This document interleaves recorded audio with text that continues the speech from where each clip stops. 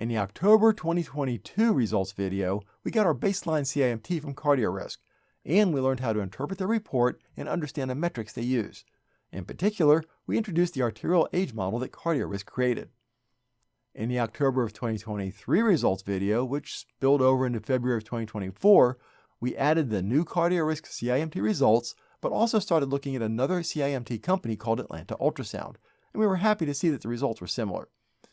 We also learned about another model of arterial age that agreed with the one CardioRisk created. That gave us even more confidence in the CardioRisk model. In this video, we'll add our 2025 CIMT results from both CardioRisk and Atlanta Ultrasound, which we did in the first quarter of 2025, so it's about 1 year after the last set of CIMTs.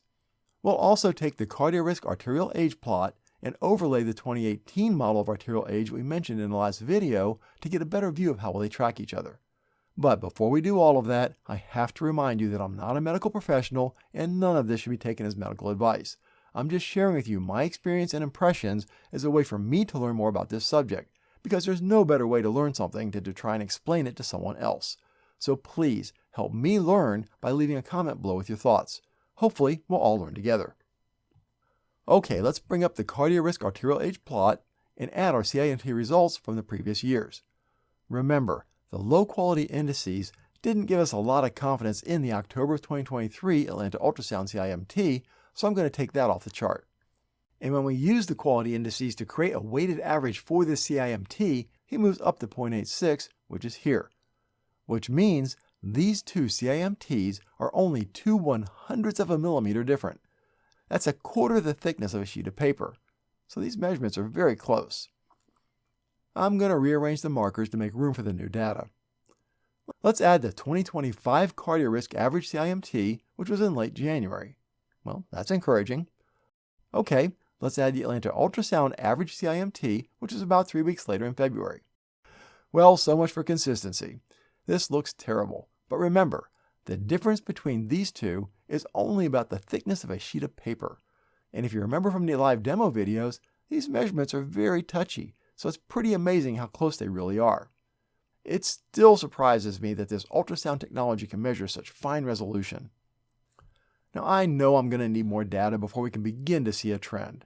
But the way this CardioRisk data is starting to converge towards the curves is encouraging. It would imply my plaque is reducing.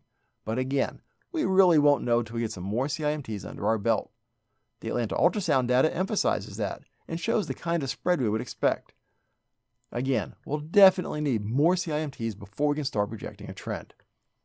We introduced another arterial age model in the last video, and my quick eyeball assessment was that it tracked this CardioRisk model pretty well.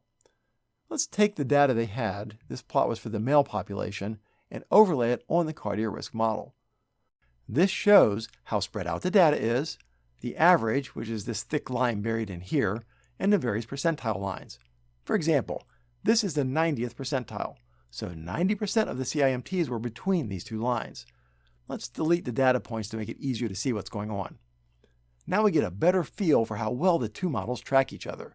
The black line from the 2018 study falls right in line with the CardioRisk model. Looks like most of my CIMTs are within the 90th percentile, which means 90% of the healthy male population have better results than me. And if we include the Atlanta Ultrasound 2024 CIMT, then maybe 98% of the healthy male population had wall thicknesses better than mine. And while this doesn't look great, remember that these dots include all plaque. Calcified or echogenic plaque is stable and unlikely to cause any issues. It's this soft plaque that can rupture and create clots that lead to strokes and heart attacks, and this graph doesn't show us that. To be sure, I went ahead and got a coronary CT angiogram. This is the 3D model it produced of my heart. You can even see one of my stents in the LAD artery. It's amazing what they can see with those. The good news from that test is there wasn't really any significant soft plaque to be found. There's a separate video about that CT angiogram. I'll put a link in the description. Given that the majority of my plaque is stable hard plaque, I would expect that these CIMTs will continue to roughly track these arterial age curves, since the stable plaque isn't going anywhere anytime soon. The bottom line is, we don't have enough data yet to start drawing conclusions or generating trends. But We do know where we stand right now, and we have the ability to track our progress with a super quick, easy, inexpensive, and safe technology. And that is the first step in getting ahead of the game. I am planning to do CIMTs with both companies again next year, so look for the link to that results video and all the other resources mentioned in this video in the description below.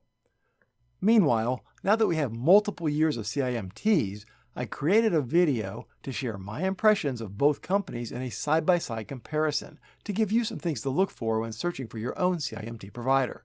And I'm also thinking about doing a video on flow studies. If I do that, I'll add a link to that in the description below also.